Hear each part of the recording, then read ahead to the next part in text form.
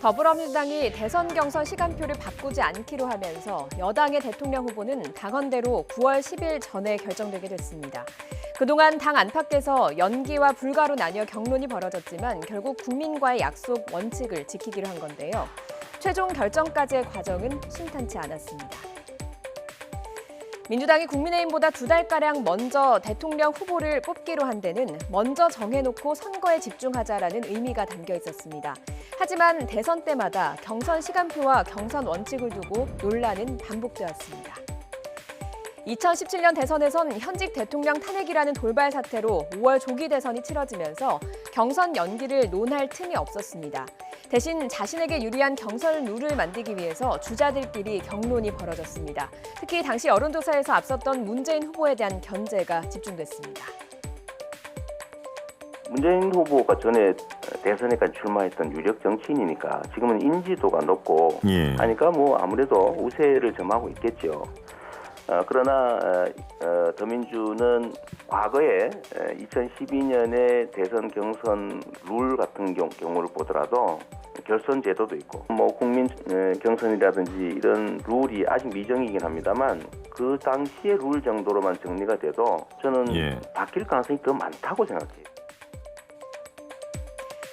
경선 연기를 반대하는 측의 입장에선 2012년을 떠올리곤 합니다. 당시 당무위 의결로 후보 선출 시점을 대선 90일 전으로 미뤘습니다. 경선 기간이 전당대회 일정과 겹친다는 이유와 안철수 당시 무소속 후보와 단일화를 염두에 둬야 한다는 명분이 있었습니다. 하지만 단일화 과정에서 불협화음이 컸습니다.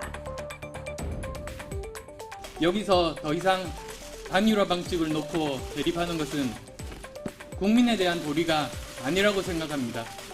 국민 여러분, 이제 단일 후보는 문재인 후보입니다. 그러니 단일화 과정의 모든 불협화음에 대해서 저를 꾸짖어 주시고 문재인 후보께는 성원을 보내주십시오. 경선 연기로 대선 3개월 전 선출된 문재인 대통령 후보는 대선 한 달 전인 11월까지 단일화 이슈가 따라다녔습니다. 결국 당시 박근혜 후보에게 근소한 차로 패하면서 당내에선 경선 연기로 준비 시간이 부족했다, 이런 지적이 나왔습니다. 경선 연기를 주장하는 측에선 2002년을 이야기하기도 합니다. 지금 민주당의 전신인 새천년 민주당의 노무현 후보가 대선에선 승리했지만 선거 8개월 전 후보로 선출된 후 하락하는 지지율로 고생했던 일종의 트라우마가 있었기 때문입니다. 2002년 새천년 민주당은 전국 16개 지역을 순회하는 국민 경선으로 엄청난 관심을 얻었습니다. 당시 가장 유력한 주자는 이인재 후보였지만 최대 격정지 광주에서 노무현 후보가 이기면서 새천년 민주당 최종 대선 후보도 노무현이 선택됐습니다. 말 그대로 대이변이었습니다. 노무현 후보 득표수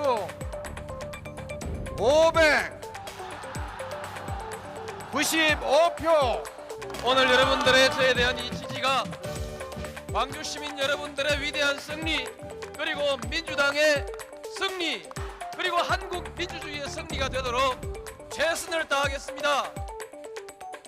하지만 컨벤션 효과는 금세 사라져버렸습니다. 정몽준 국민통합 21 후보와의 단일화 이슈가 생기면서 민주당 내부는 흔들렸습니다. 노무현 후보의 지지율이 급락했고 위기도 있었습니다. 이때 너무 일찍 뽑으니 문제가 생긴 것이라는 말이 돌았고 일종의 트라우마가 생긴 겁니다.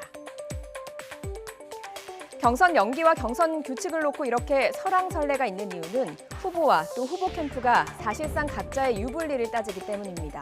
민주당은 올해 4.7 재보궐선거에서 당원 당규를 바꿔 후보를 냈고 원칙을 어겼다는 비판을 받았습니다.